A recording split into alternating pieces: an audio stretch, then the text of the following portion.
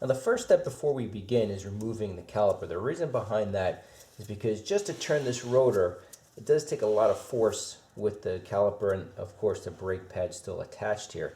So by removing the caliper and the brake pads, we can spin the rotor very, very easily and get a nice accurate reading on that dial indicator. If you've never removed calipers before, they're quite simple. You have one bolt right here. This is a 14. They're usually 14 millimeters.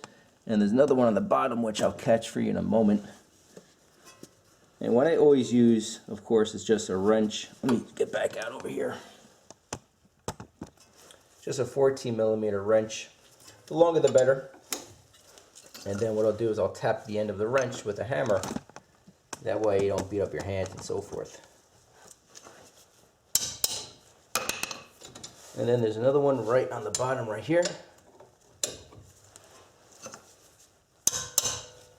And that's it. If you need a detailed guide on really how to replace brake pads and rotors and things like that, I'll include a link in the description box below. Also, we have a number of brake videos on our website at Carsntoys.net. Okay.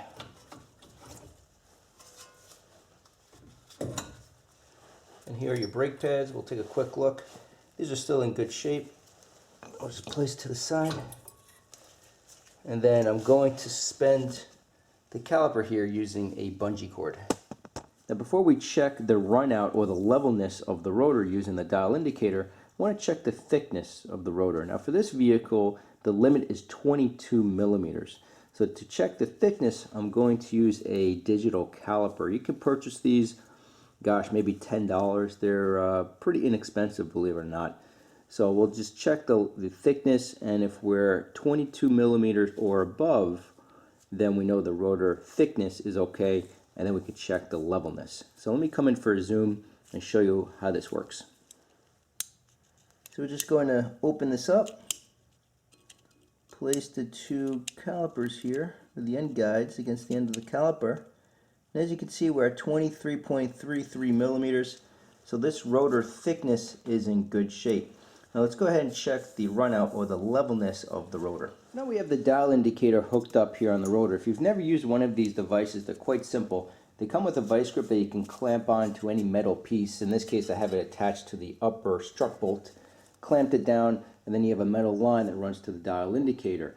Now this metal line tightens up as you turn this screw down here clockwise. Once it gets very, very close to tightening, you'll feel it. It gets very, very tight, this line, but then you really finish up the tightness using this lever. You just turn it and make sure that this lever is parallel with this line. And it's very, very secure. Lastly, you also want to reinstall your lug nuts and just tighten them down. That's so the rotor doesn't walk. In other words, if it's loose on the hub, it won't work. It won't walk back and forth. So just make sure you also do that. And then what you want to do, let's just first start by finding the low spot. This is just what I tend to do, just through habit. So right about there is the low spot. This outer bevel rotates. All right. We'll clamp this down.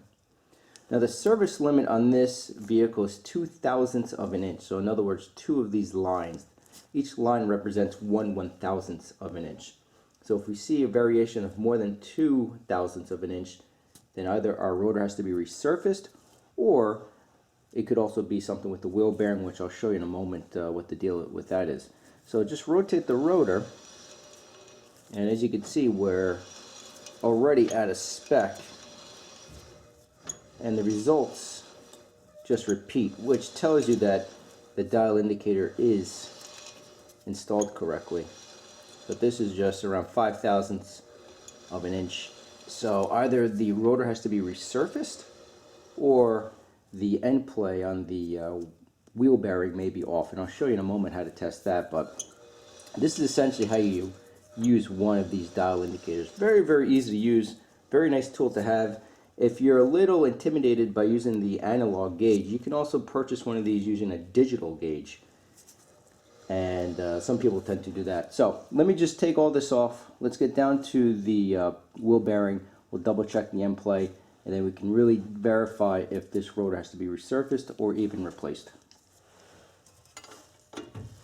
Just have to remove the caliper bracket so we can drive the rotor right off the hub. Get yourself a good heavy hammer.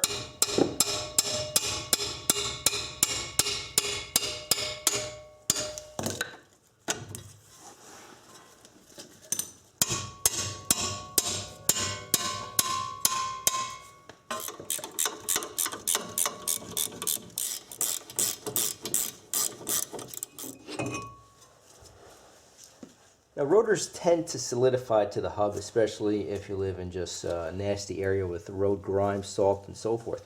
So to easily remove them off the hub, you often have these two drill marks that accept 8mm type bolts. So just grab two of them.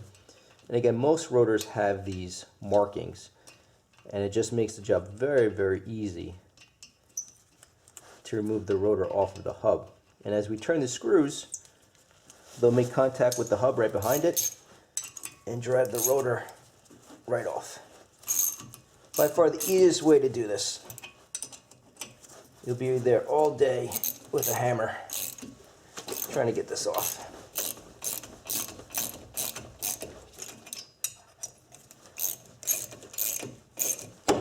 That's it.